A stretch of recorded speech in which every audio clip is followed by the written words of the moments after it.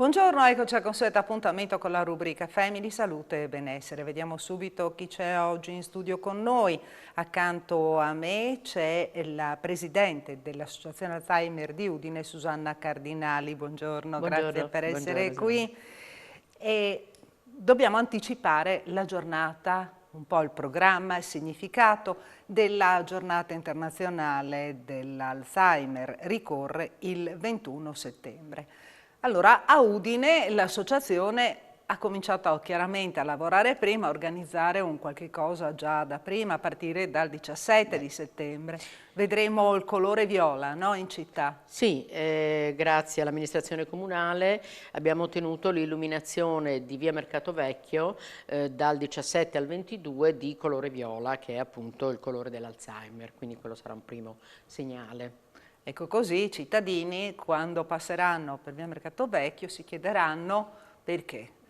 Perché? Esatto, Perché faremo in modo di sì. spiegarglielo, di modo che siano sensibilizzati, no? Ecco, sensibilizzati appunto a quello che è un problema non solamente per le persone che soffrono di questa patologia, ma è un problema anche per chi segue queste persone. E voi da tempo immemore, no? Vi state dedicando proprio sia il malato che a chi assiste il malato?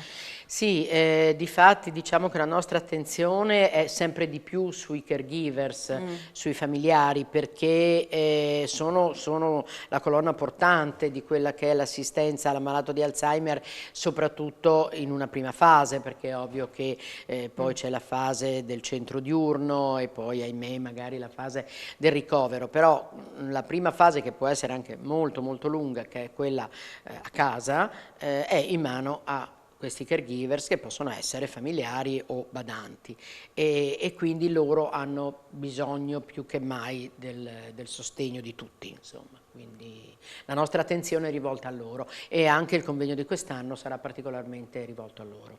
Ecco, perché avete previsto anche altre iniziative, no? Al di là dell'illuminare, di fare illuminare la città. Certo, ci sarà un convegno che si terrà sotto la loggia del Lionello, mercoledì 21, appunto, dalle 15:30 in poi, e che vedrà appunto la partecipazione di 3 realtà territoriali diverse, ma che tutte e 3 si occupano appunto di caregivers.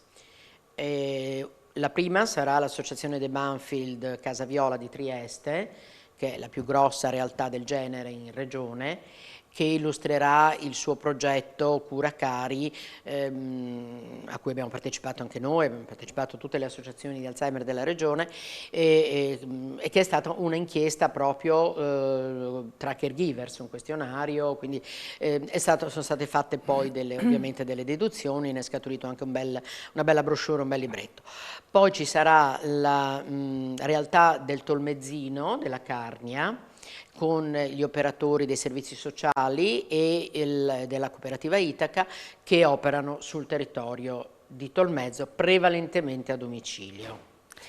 E poi infine, come ospiti, ci sarà un'associazione marchigiana di Tolentino precisamente, che io ho avuto modo di conoscere proprio in loco, i quali sono un gruppo di familiari invece di malati di Alzheimer, hanno un seguito grandissimo in tutta Italia, e loro proprio anche sui social eccetera si scambiano informazioni, pareri, anche sfoghi, sempre di persone che assistono malati di Alzheimer, familiari di Alzheimer. Ecco, quanto è importante riuscire ad avere questi scambi, anche questi scambi di esperienza, poi lavorare insieme. Perché abbiamo visto, perché a Trieste ad esempio stanno, no, organizzando iniziative. Certo, sì, Trieste iniziative di sensibilizzazione. Sono decisamente avanti rispetto a noi, e noi insomma ogni tanto magari gli rubacchiamo anche qualche idea, qualche cosa, sempre. E però anche qui insomma so che vi date tanto da fare. Sì, certo, noi ci diamo da fare perché, ripeto, io sono presidente da 1 anno e mezzo e il mio diktat iniziale è stato quello di farsi conoscere, perché mi sono accorta che l'associazione non era conosciuta e quindi molte persone, anche a livello proprio Forse di... non era sufficientemente conosciuta, Sì, ma perché è diciamo che anche a conosciuta, livello sì. istituzionale non era la prima risposta che veniva data ad una persona che aveva problemi di Alzheimer in casa, no? Per cui sì, certamente la parte sanitaria, tutto quello, però un primo step, anche soltanto uno sfogo, una chiacchierata, noi la offriamo gratuitamente, insomma. E così come gratuitamente offriamo altre iniziative appunto dedicate a loro. Ecco, perché da voi c'è la possibilità, no, di avere un primo confronto, come diceva, Sì.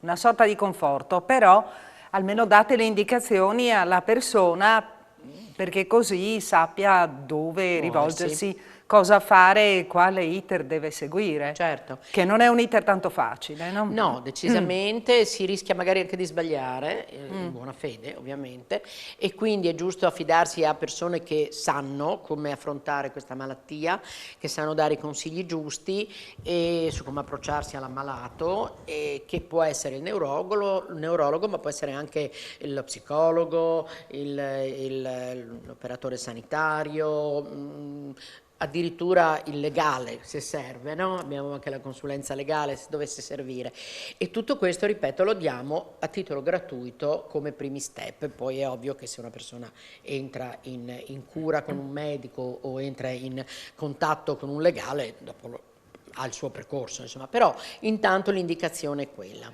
Ecco, dal suo osservatorio, dall'osservatorio dell'associazione, il Covid quanto ha inciso anche sui pazienti e chiaramente sui loro familiari? Allora, io proprio in pieno Covid non ero ancora presidente, quindi le dico quello Ma che mi è adesso stato tirando un po' le raccontato. somme, Adesso insomma la situazione è già più fluida, però diciamo che quello che mi è stato detto è stato che ovviamente hanno dovuto proseguire tutto questo lavoro su Zoom, sulle sì, tutto piattaforme, online, eccetera, certo. che sono state anche gradite al punto che noi adesso le nostre iniziative, gli incontri di Parlane con l'esperto, eccetera, le facciamo e in presenza e chi vuole le continua a fare su Zoom, perché è anche un modo, magari hanno problemi a uscire di casa, eccetera, quindi indipendentemente dal Covid può essere utile, e quindi si è ricorsi a questi mezzi.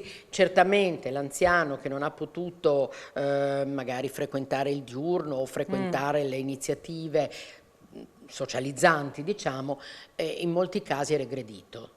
Perché si è visto, insomma, ormai è assodata l'importanza della relazione con gli altri, della stimolazione sia fisica che cognitiva, quindi in questo senso il Covid ha un po' frenato, ecco.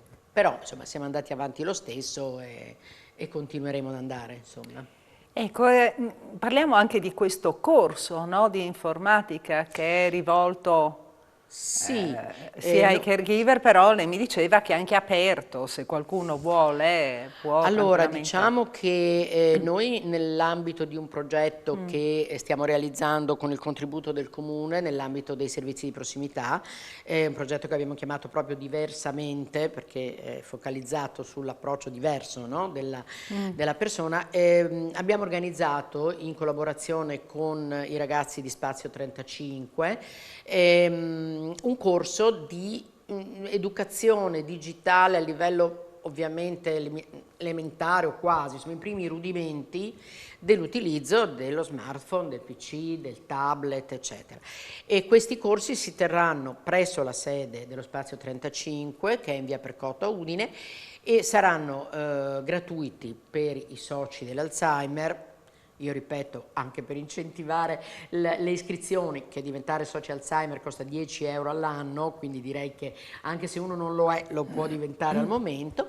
Saranno tre corsi di 6 ore ciascuno, e noi forniremo, come Alzheimer forniamo noi i pad, forniamo noi i tablet per seguire questo corso, in presenza ovviamente in questo caso, e le iscrizioni chiuderanno il 9 settembre, daremo qualche altra giornata magari di tempo perché il corso inizierà il 19 settembre e finirà il 2 ottobre ovviamente bisogna rivolgersi alla nostra associazione, mandare una mail, iscriversi perché dobbiamo prima di tutto verificare che siano effettivamente caregivers e familiari di persone.